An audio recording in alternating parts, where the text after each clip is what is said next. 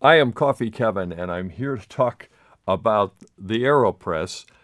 The AeroPress I never use it, and it's a great method, and I'm very fond of it. Now, what am I saying really there? I'm saying I never use it. The reason I never use it is because every time I pull my AeroPress out, somebody else shows up, and I just can't bring myself to make just a couple of cups of coffee. And when you fill it to the number four, you get a couple of cups of coffee out of it.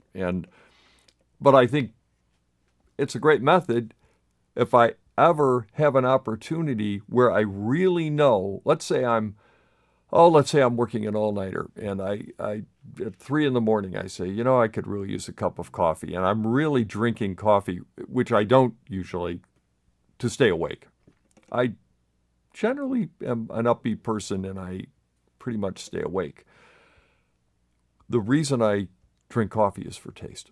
But once in a while, I'm drinking a coffee and I just want a cup of coffee and I know no one's going to be there. I don't expect a knock. If I get a knock at the door at 3 o'clock in the morning, there's probably another reason for it. And I make 1 cup. So today I'm going to do that. I had the great fortune. Oh, by the way, let's talk about the coffee I'm going to use.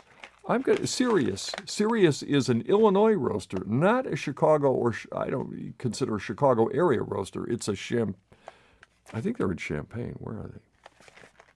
Bloomington. Bloomington, Illinois.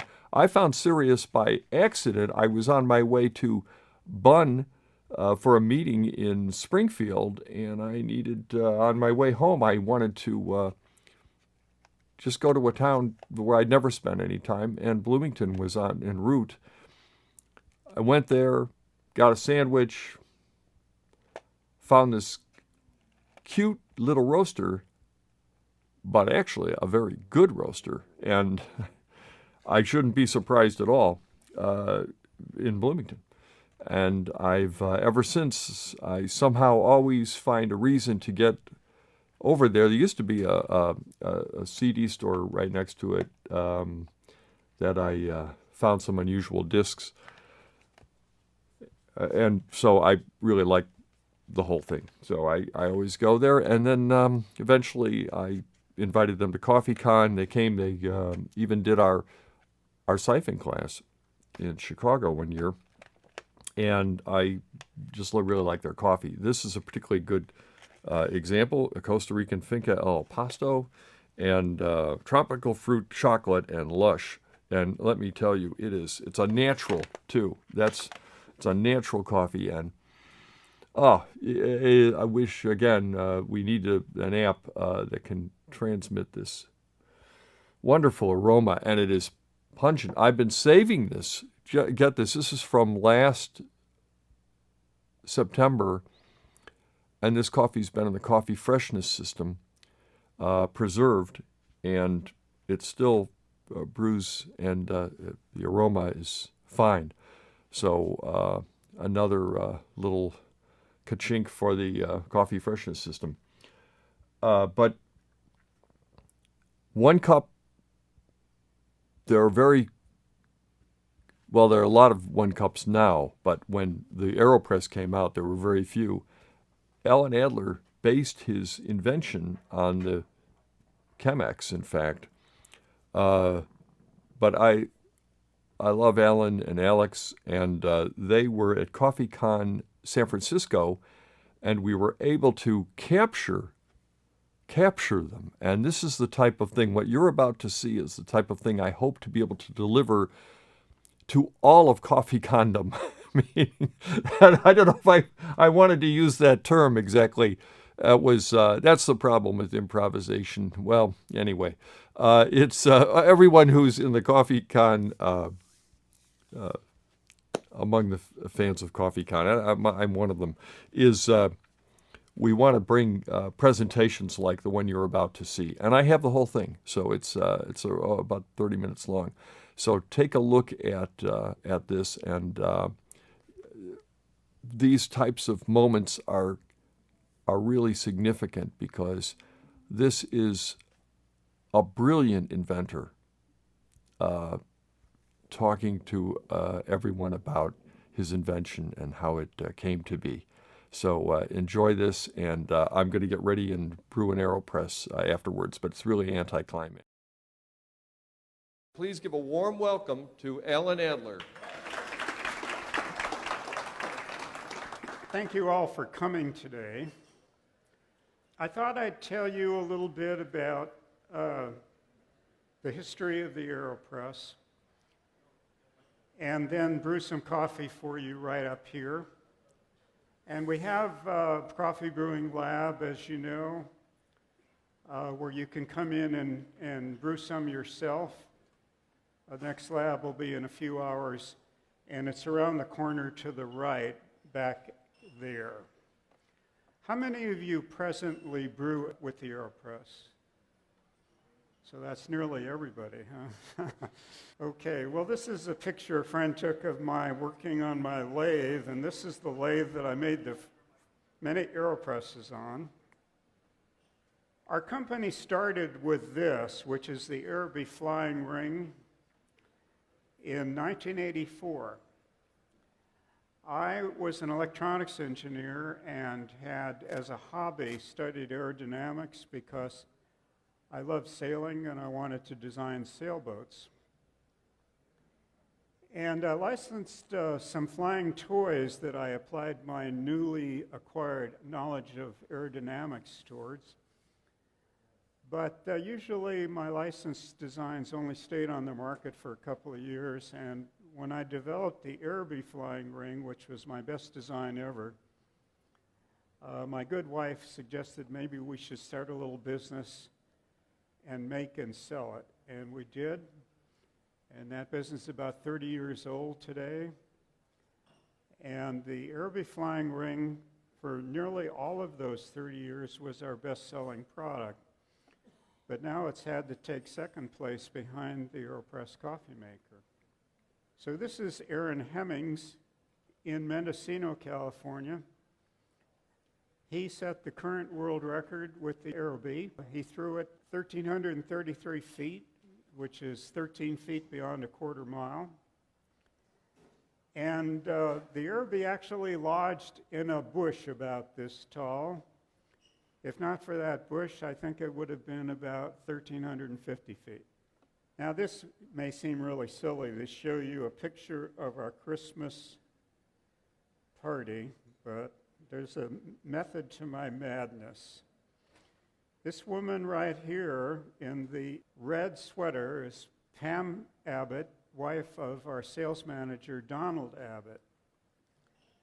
This, by the way, is my wife up here who helps in the business. Pam and I were having a conversation one day, and we were commiserating about how difficult it was to make one serving of coffee in an automatic drip machine.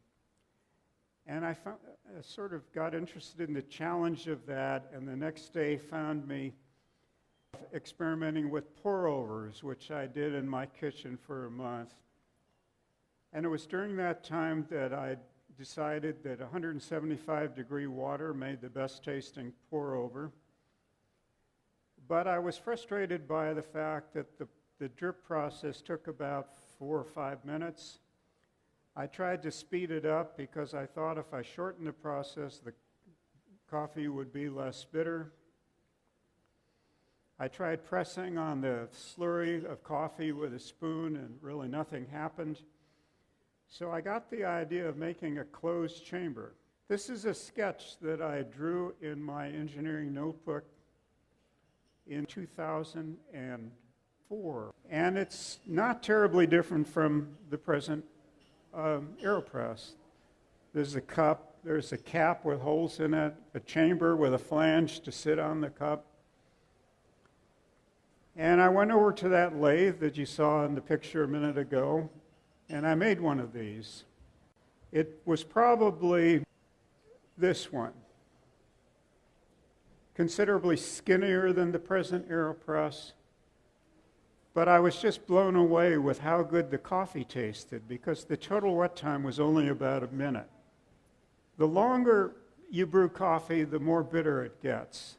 The interesting thing is to look at the history of coffee brewing And a century ago, it wasn't uncommon for people to brew coffee by boiling it on the kitchen stove for an hour.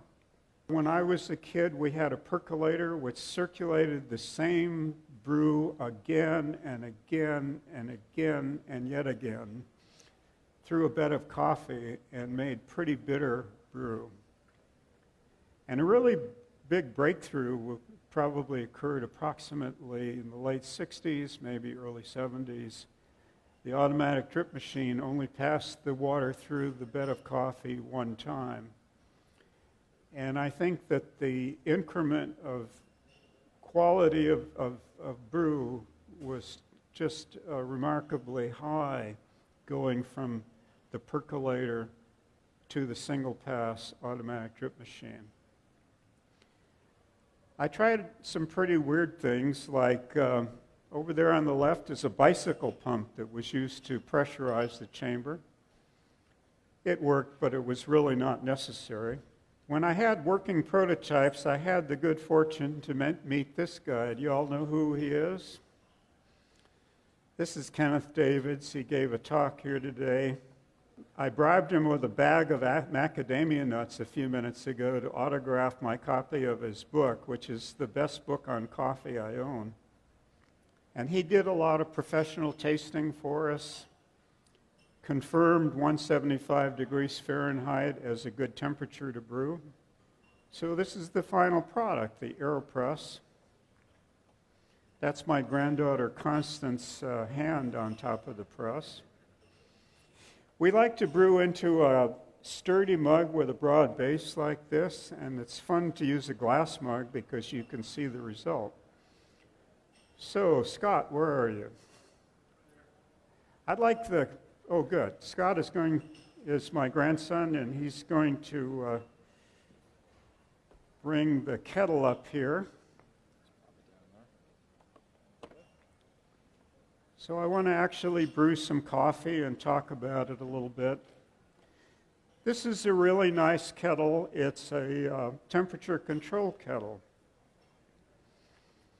We tested about 20 people to see what their favorite temperature was to brew coffee in the AeroPress. 19 of them chose 175 degrees Fahrenheit, and one of them chose 165 degrees. And people are always shocked when we tell them that we brew at that temperature. They say, you can't possibly make coffee at 175. And there are a lot of people out there that are using their AeroPress at 200 or even maybe boiling 212 who have never even tried 175 because they're sure it won't work. But I encourage you to try it. I think you might like it. Incidentally, the one guy who chose 165 is a very, very sophisticated espresso user. He has a $1,500 Pasquini Riviera, a $600 Mazer grinder, and he spends 6 weeks in Italy every spring and drinks espresso straight there every day of those 6 weeks. And he chose 165. So to make an AeroPress,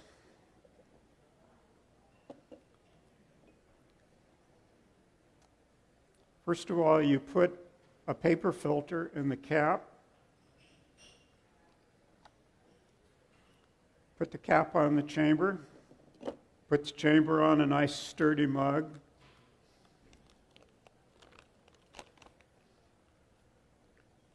put in anywhere from 1 to 3 scoops of coffee.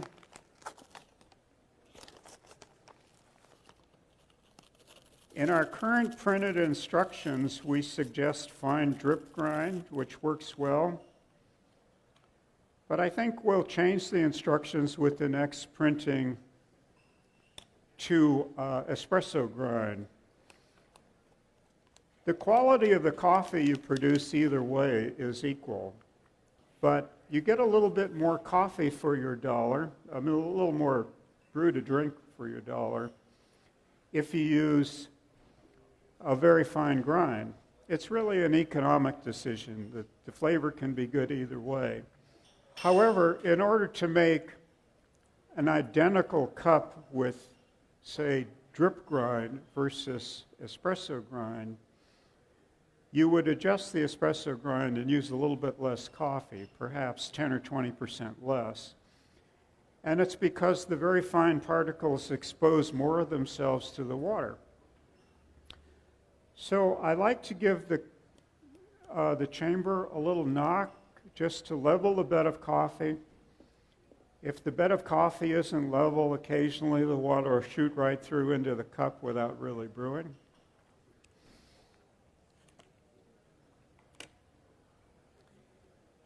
And rather than try to look at the numbers from the outside, I just look in. I pour the water in slowly to the number 2. I have 2 scoops of coffee. And what I do is I count to about 20, which at this speed is about 10-second stir.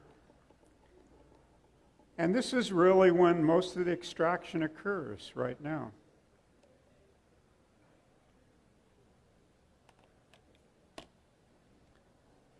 And then if any of you already know me, you know I'm always telling people to press gently.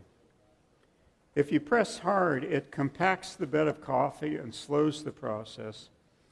And the optimum press is about 15 pounds. I actually brought a scale. If people want to press on the scale and see what 15 pounds feels like, come into that room in the back and try it. Anyway, the weight of my 2 forearms with no muscle applied is 15 pounds. It's not critical. Anything between about 13 and, say, 22 gives about the same result.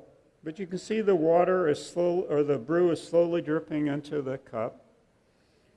And when all the water is gone, the plunger sinks much more quickly.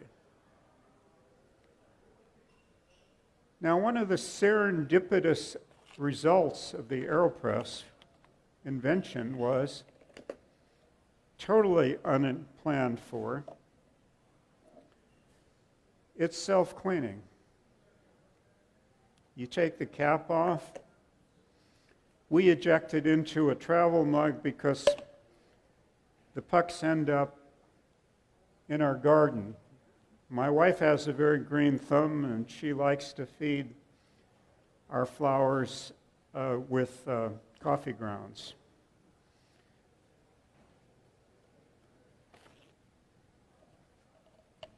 So to finish the cleaning process, you would wipe the coffee grounds off of the seal. The seal is now pressed entirely through the chamber, and if you turn the handle on the plunger, you'll see it rotates easily. And that's the way to store it, because in this condition, it's not in compression. And I believe if you wipe the coffee oil off it and store it this way, it'll last as long as you will, or at least as long as I will.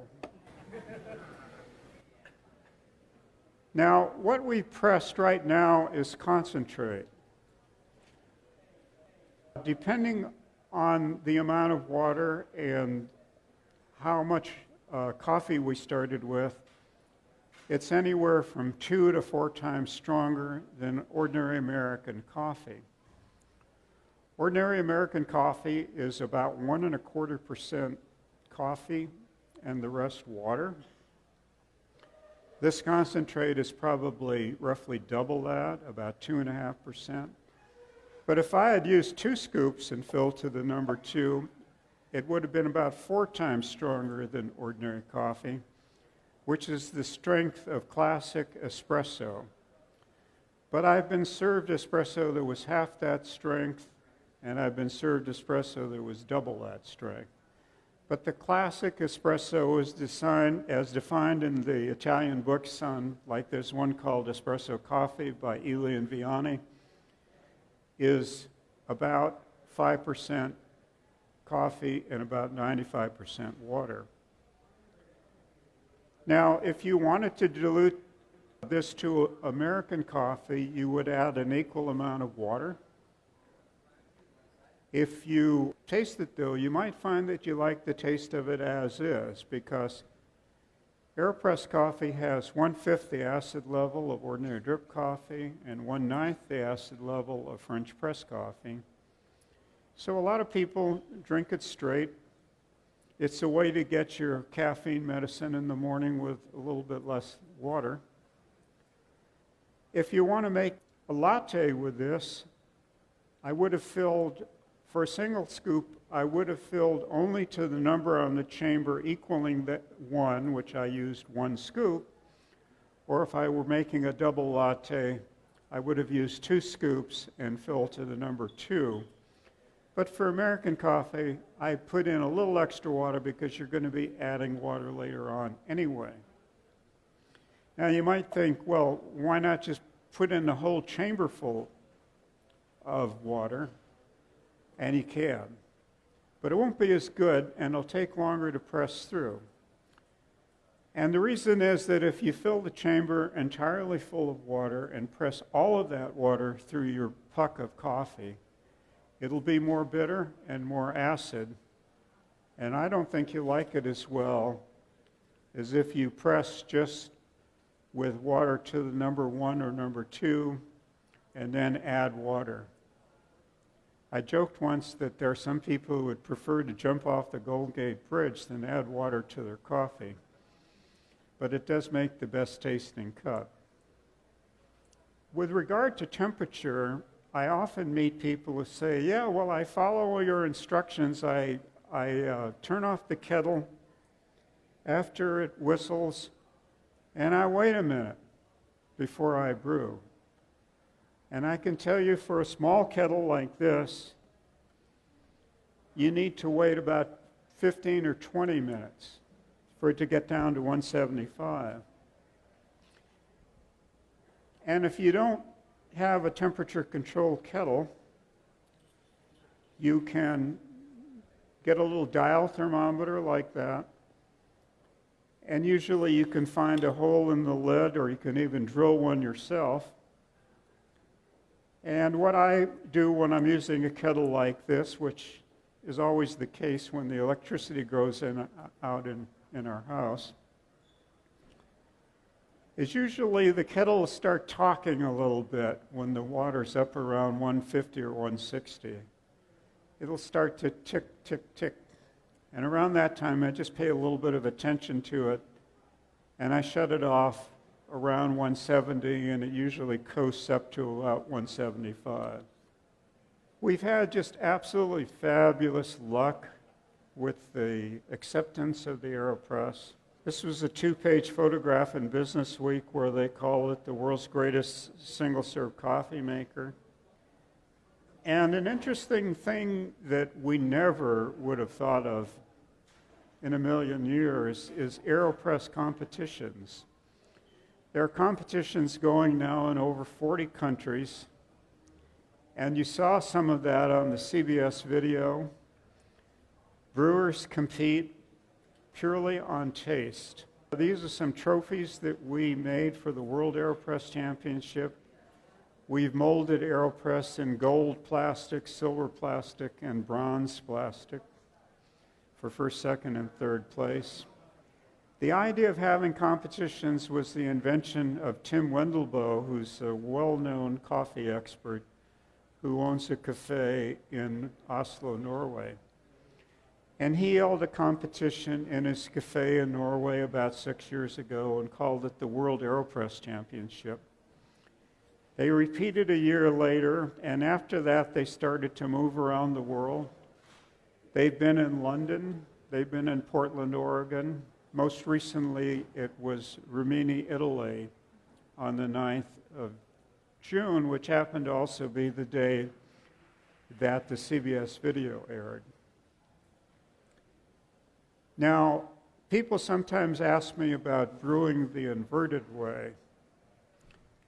And with the inverted way, you put the plunger about an inch into the chamber and you stand it upside down.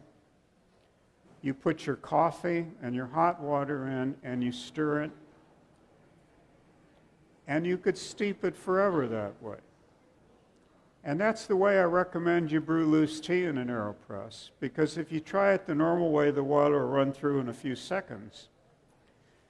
But for coffee, generally I feel it leads away from what makes AeroPress coffee taste good, and that is a short wet time. Because this process is usually used to extend the wet time. So you put the coffee and the water in upside down, you stir for a while, perhaps steep for a while, put a filter in. It helps to wet it slightly so it doesn't fall out. And then you invert this onto a cup and press. And as I said, I think it leads away from what makes AeroPress coffee taste good.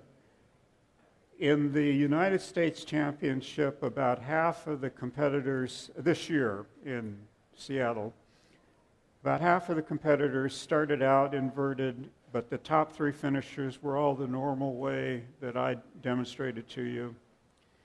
And in the World Championship in Rimini, Italy, the top 3 finishers all did the normal method too. Now, another variation that people often ask me about is metal filters.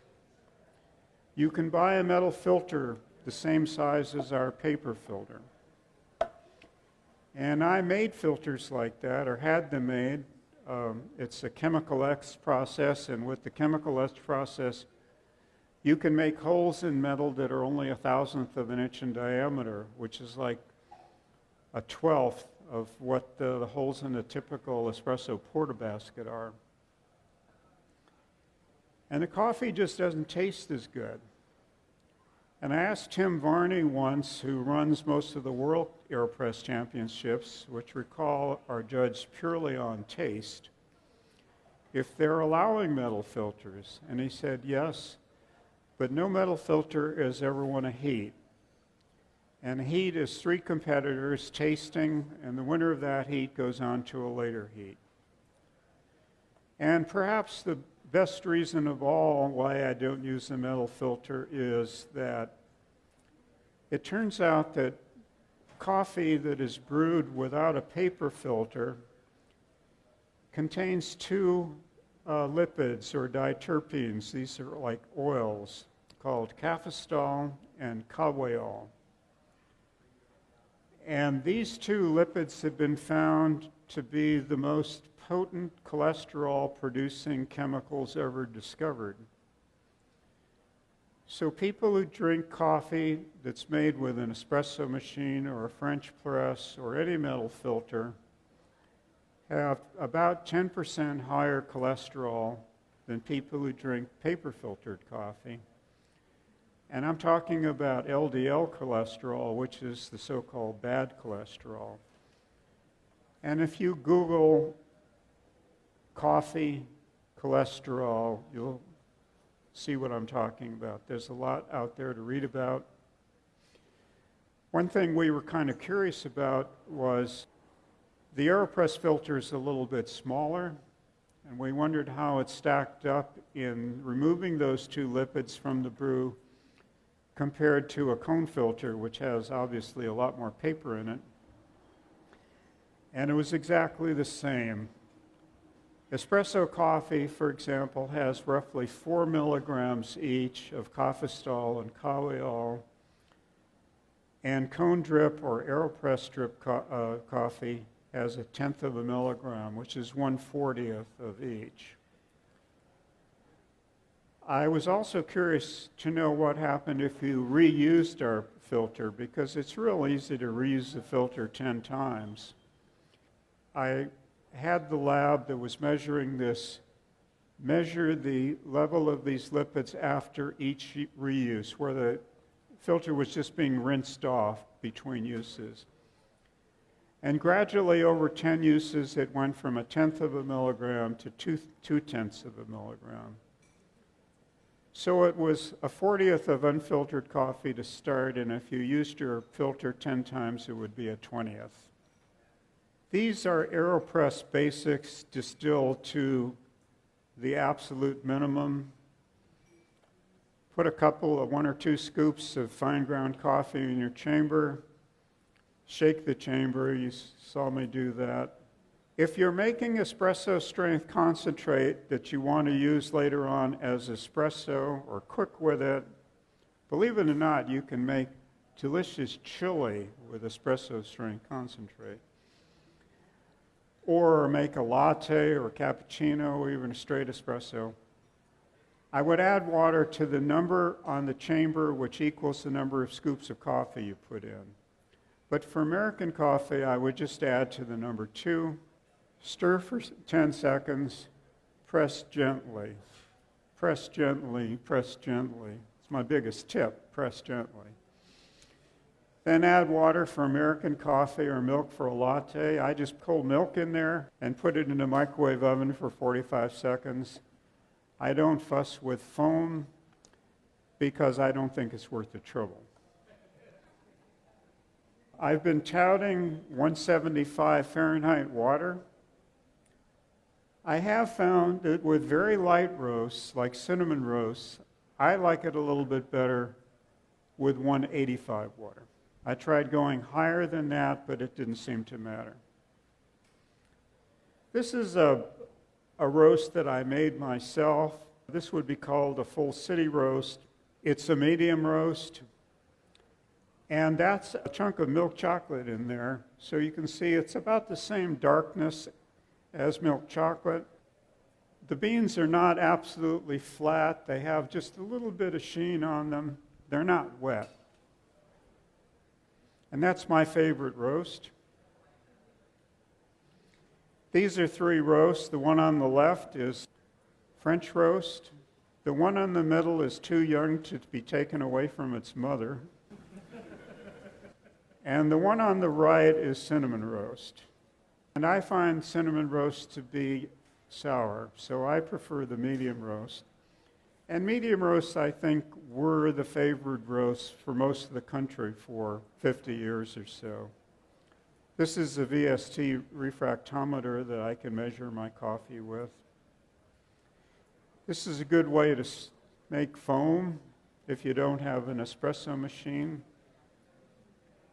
And this is another instrument as an alternative to the VST I've used. And this is yet another, it's called a optical Brix meter. You can buy these on eBay for about $40 or $50. And they tell you the index of refraction of the coffee, which you can convert to strength. I like a real skinny tip thermometer. This is one. Occasionally I do experiments with a deadweight presser. These are 2 big chunks of brass. This weighs 16 pounds, so if I want to press with exactly 16 pounds, that is exact, unless they change the laws of gravity. So maybe I should take some questions. None at all. I've never cleaned a piston in 6 years, or a chamber. You do get oil residue on the seal, and if you don't clean the seal just with a brush and water, I just brush it off under the tap. If you don't do that, you may get a buildup of goo. It's harmless, but it's very gooey. Yes, I've experimented with cold brew. I think it is not a very interesting flavor to me. It's kind of a flatter flavor. I think most coffee reviewers would say that. It's low in acid, but I don't enjoy the flavor myself.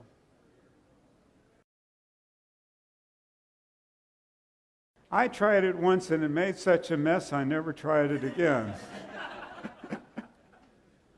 I'm writing a book about the AeroPress right now, and I wrote, you may be tempted to try brewing with hot milk. Go ahead, but you'll never do it again.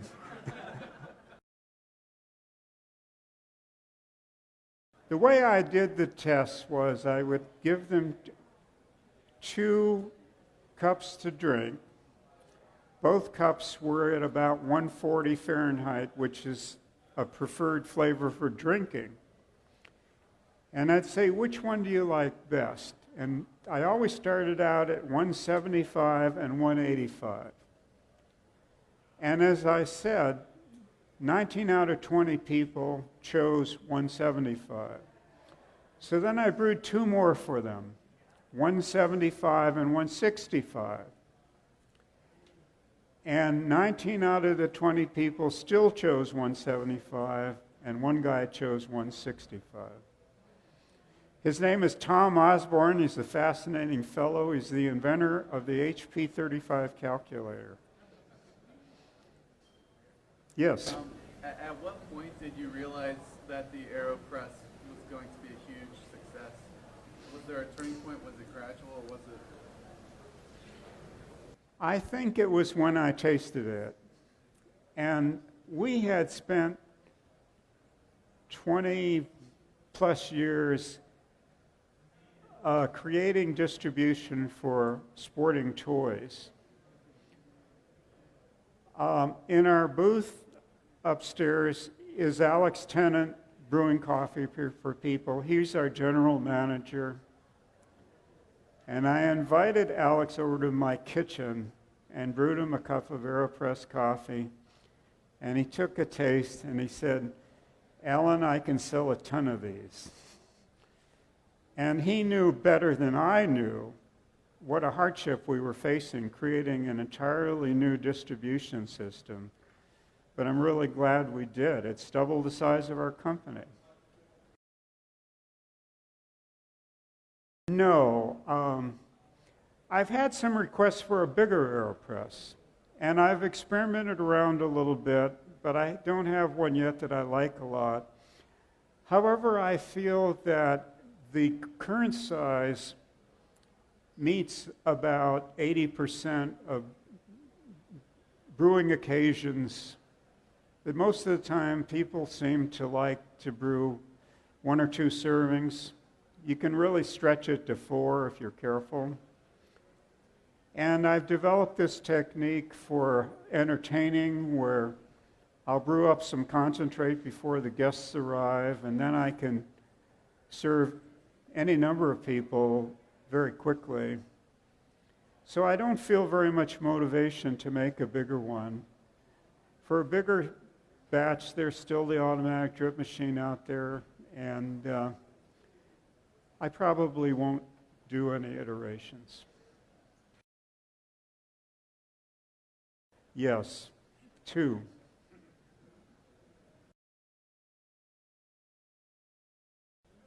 Oh, they're very common. I don't even remember the name.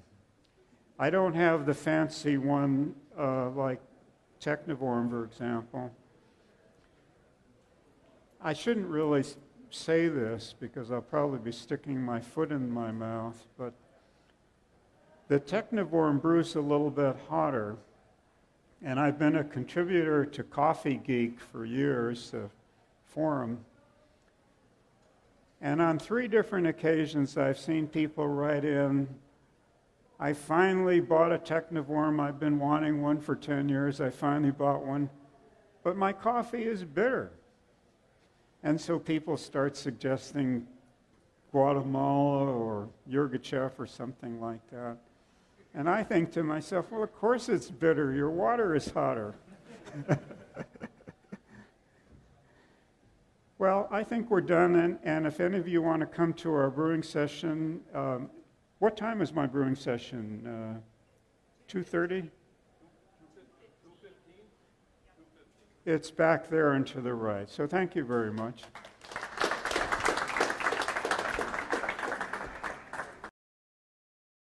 Through August 1st on Indiegogo, vote for which 3 of 6 cities most crave a CoffeeCon event in 2020. Taste, try, and learn everything about coffee. CoffeeCon is for you, the enthusiast. CoffeeCon.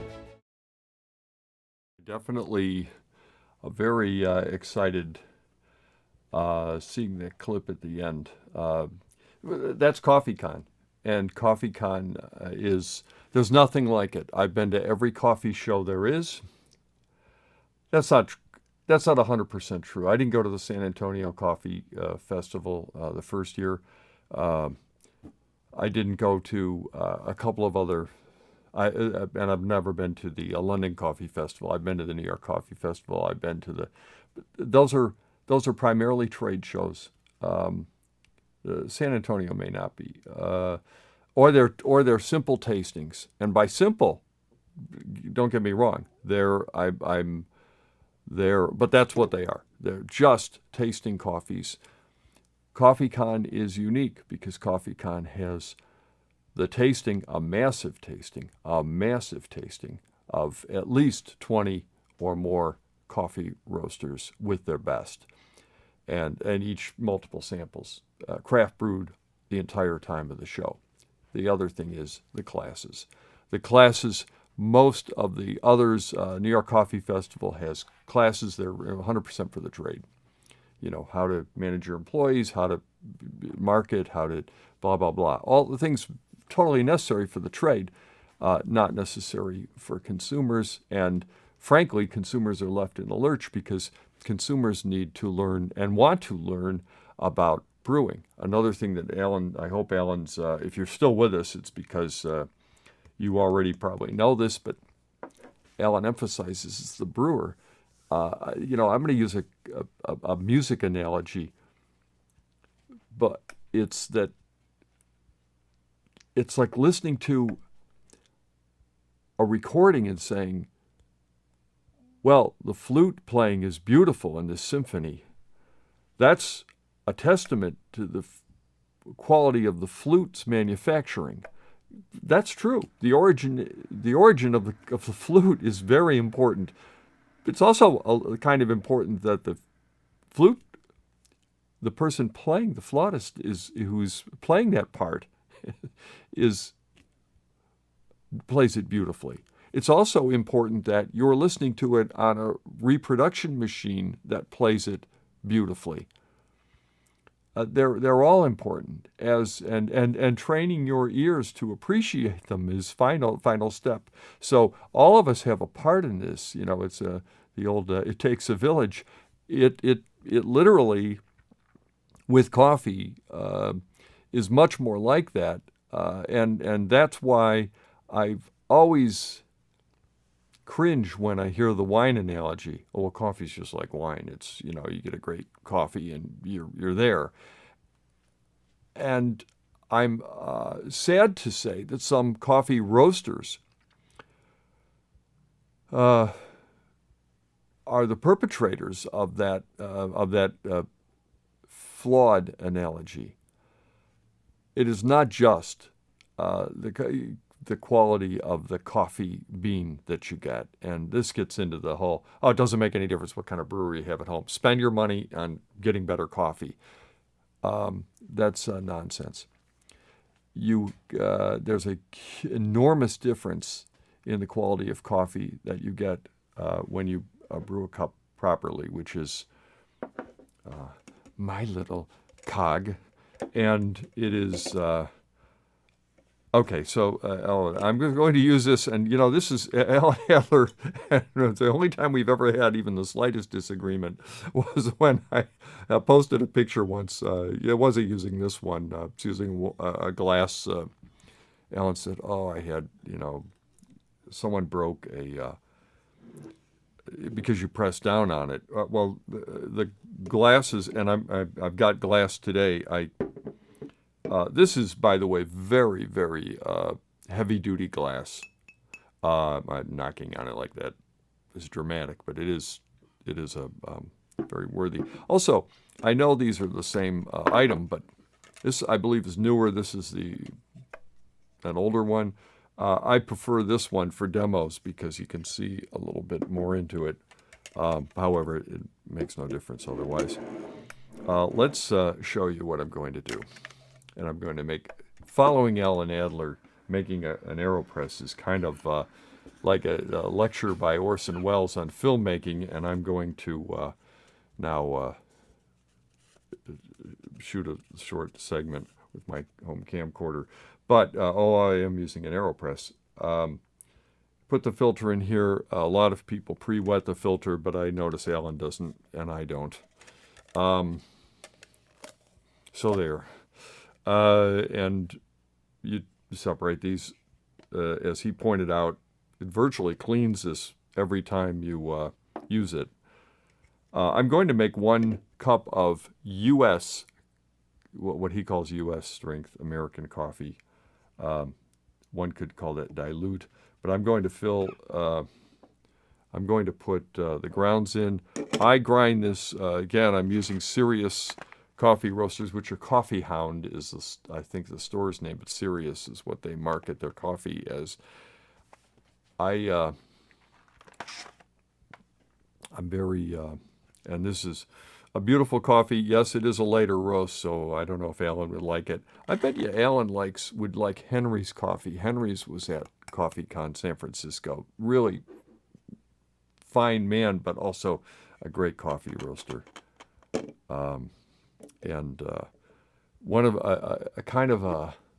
one of those coffee roasters that when you taste his coffee, there's no one else roasts exactly like he does.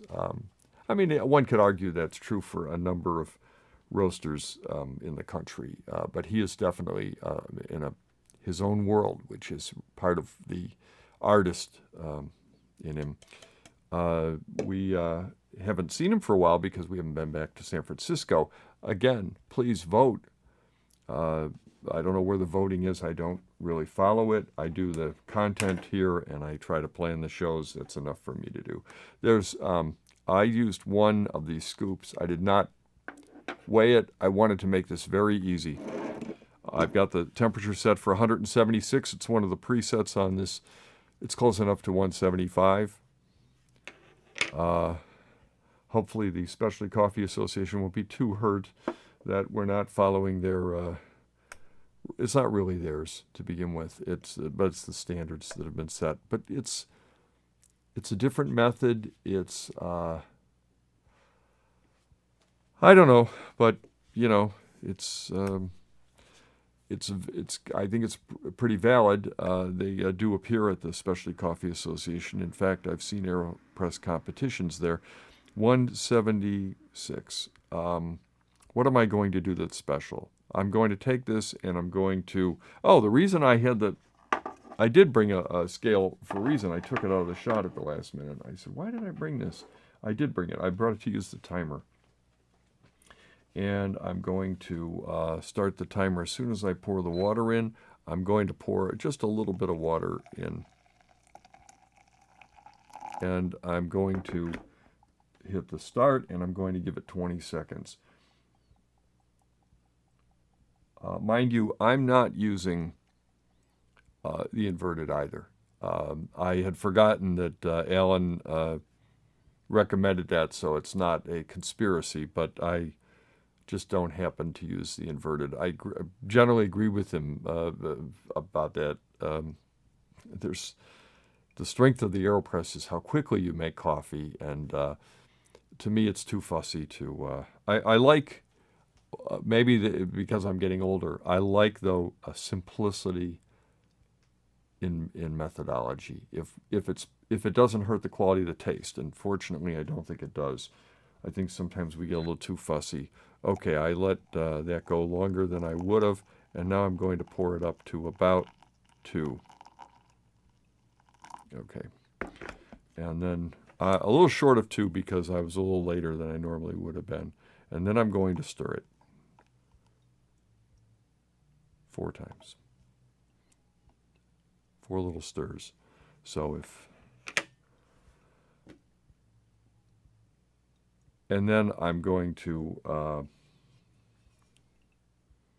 at 1 minute and 30 seconds, I'm going to press down. By the way, I did grind finer for this.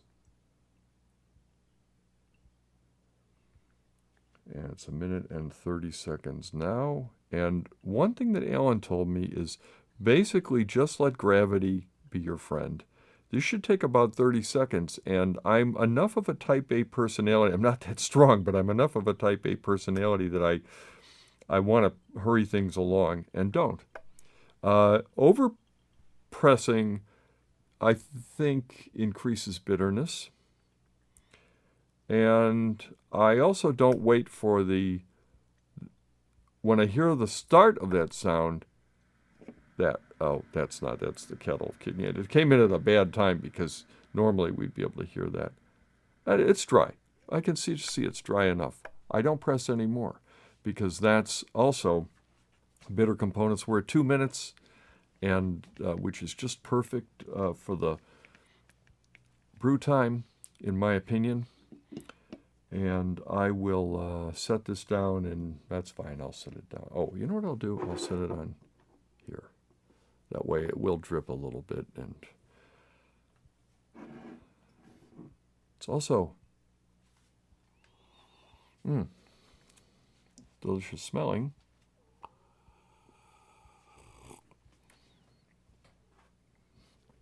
There's a certain quality to this, and by the way, it's at, let's see what the serving temperature is.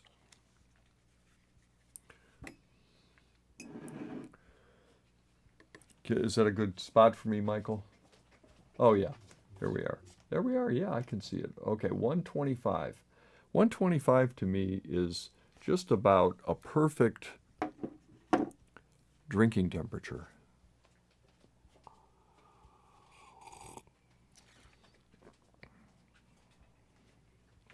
And this coffee is a natural. It's a Costa Rican natural. There's just something really fruity about it, really refreshing. I think if it got cold, and I could help it along with some ice cubes, except it would dilute it, it would taste absolutely sensational. And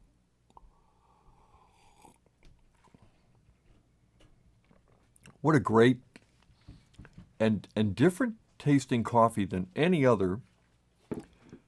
The coffee is rare. The brewer is unique. The closest I've come to this taste of coffee in another coffee maker is the Chemex. And they are, somewhere there's an interview with Alan on Coffee Companion. There must be. I'll have to check it myself, see if it's there or if it needs to be reposted.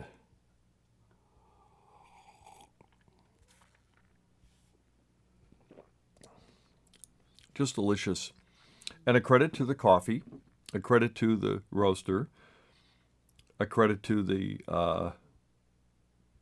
brewer, that's me, and the brewing device, which is the AeroPress. So I'm very happy with this. I hope you enjoyed this clip. It's a little longer than we normally have, but I found it, and it's just a really great moment, and that's the type of thing we want to do more of with CoffeeCon. Please vote, and we'll see you again soon, probably Thursday, I believe. And I'm Coffee Kevin.